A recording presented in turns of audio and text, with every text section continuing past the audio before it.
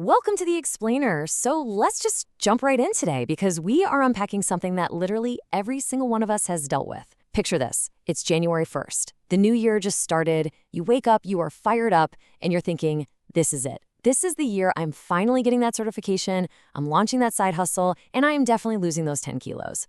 You map out the whole year, you feel totally invincible, and you are ready to just conquer the world. Sound familiar?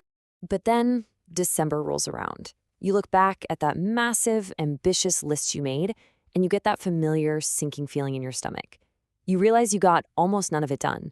The exam didn't happen, the side hustle's literally just a page of unread notes, and your weight, exactly the same. Now, usually this is the part where we just beat ourselves up, right? We blame our lack of willpower, or we think we're just lazy and undisciplined. But what if I told you you're actually being way too hard on yourself? What if this yearly cycle of failure isn't a character flaw at all, but actually a documented psychological bug in how our human brains perceive time? To really get this, we've got to look at this brilliant insight from the top American coach, Anthony Robbins. He says people overestimate what they can do in 1 year and underestimate what they can do in 10 years. Now, keep in mind, he's guided world leaders like Bill Clinton and legendary investors like George Soros. Through decades of working with the highest performers on the planet, he isolated this exact fundamental truth about human time perception. In the truly fascinating part, the entire field of behavioral economics completely backs him up with hard data. So let's break down exactly why we constantly set ourselves up to fail every single January. Okay, let's dive into this with Diagnosis 1, the 1-year illusion. In behavioral economics, researchers have a very specific term for this. It's called the planning fallacy. And honestly, we all do it.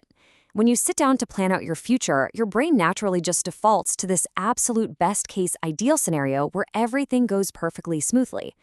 We falsely assume that every single day we're going to be able to use our time, our energy, and our mental focus at 100% maximum capacity. Basically, we plan for an idealized version of ourselves living in a completely ideal world. But come on, life doesn't happen in a vacuum. When we make those flawless 1-year plans, we completely ignore what economists call unpredictable noises. We're talking about catching a terrible cold that totally knocks you out for a week, or your boss suddenly dumping massive overtime on your desk on a Friday afternoon.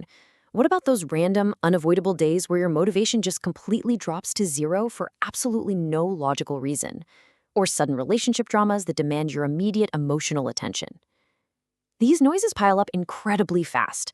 And because we didn't calculate a single one of them into our flawless plan, the whole timeline completely derails. That is exactly the mechanism of how we end up so wildly overestimating what we can actually accomplish in 365 days. So we clearly overshoot the short term. But what happens when we look further down the timeline? That brings us right to Diagnosis 2, the 10-year blind spot. Now, what's really interesting about this slide is a concept driving this blind spot known as hyperbolic discounting.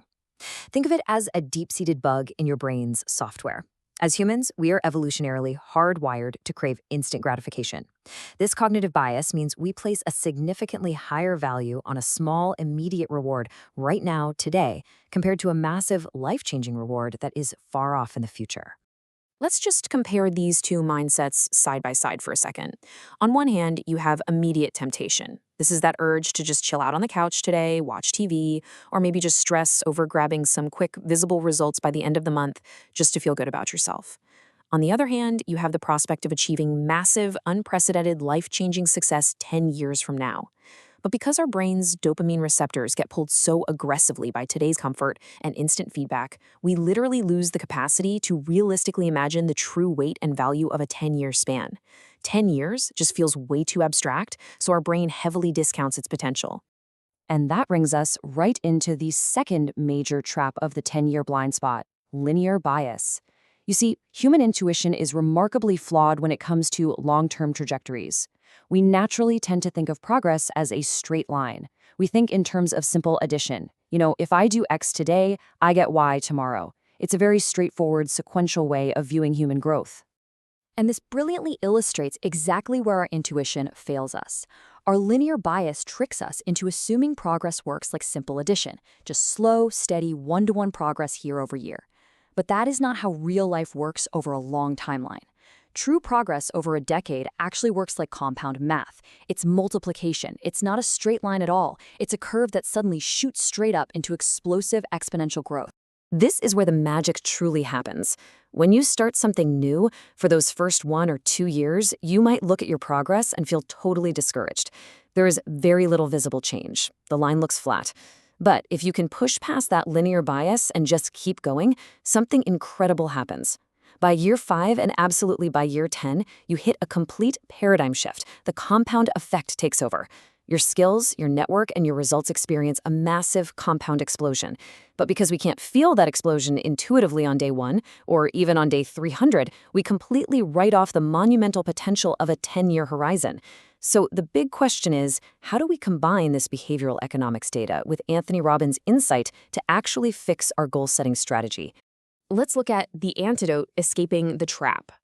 So, the crucial point here is this satisfying, highly actionable 3-step strategy. Step 1, cut your 1-year goals in half. I know that feels wrong, but trust me on this. By cutting it in half, you are intentionally building in a massive buffer against the planning fallacy. You are finally making room for those unpredictable noises, the sick days, the random emergencies.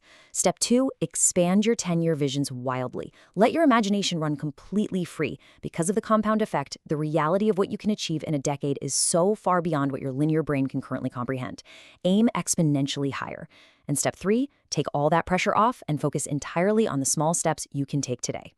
You see, you really don't need to panic or give up just because you don't see world-changing results in a single year.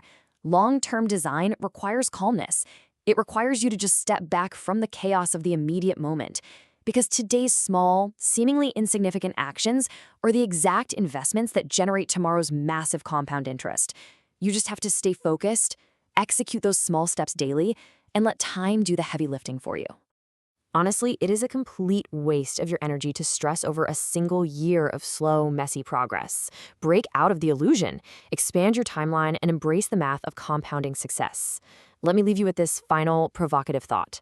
If you stop overestimating tomorrow and start respecting the decade, what explosive, world-shifting potential is sleeping in your next 10 years, just waiting for you to begin? Thanks so much for joining me in this explainer, and I'll see you next time.